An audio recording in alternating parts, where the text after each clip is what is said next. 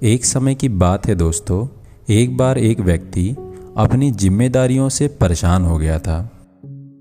उस व्यक्ति को स्वयं को जानने की जिज्ञासा तो होती थी, लेकिन उसका सारा समय अपनी पत्नी और बच्चों की जिम्मेदारियों को पूरा करने में चला जाता था।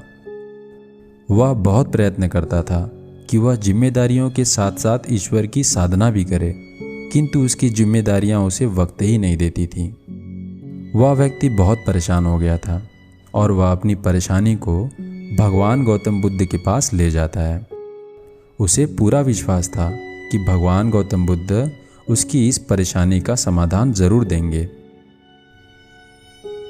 व्यक्ति भगवान गौतम बुद्ध के पास जाता है और कहता है, भगवान, मैं स्वयं की खोज करना तो चाहता हूँ, लेकिन मुझे अपनी जिम्मेदारियों को पूरी करने से समय ही नहीं मिलता।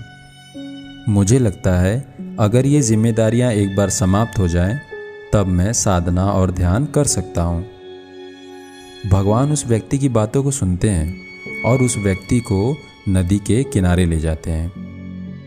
भगवान उस नदी के एक किनारे पर बैठ जाते हैं। वह व्यक्ति भगवान से पूछता है, आप मुझे यहाँ पर क्यों लेकर आए हैं? भगवान बुद्ध कहते हैं, मैं नदी के दूसरे किनारे पर जाना चाहता हूँ।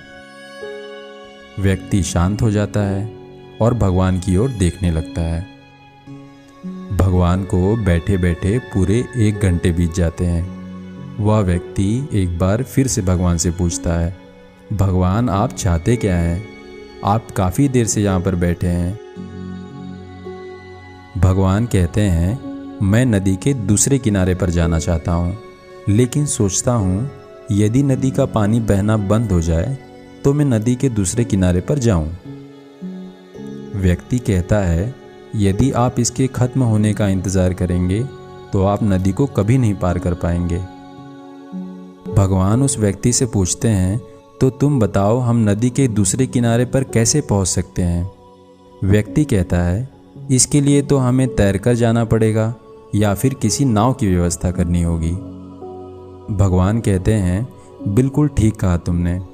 ठीक इसी प्रकार जिम्मेदारियां भी इस बहते पानी की तरह हैं जो कभी खत्म नहीं होंगी। यदि हम इसके खत्म होने का इंतज़ार करेंगे तो हम नदी के दूसरे किनारे पर कभी नहीं पहुंच पाएंगे। यदि हमें नदी के दूसरे किनारे पर पहुंचना है तो इन लहरों के बीच में से ही हमको तैरकर जाना पड़ेगा। वह व्यक्ति भगवान बुद्ध की बातों को समझ जाता है और उन्हें प्रणाम करके वहाँ से चले जाता है।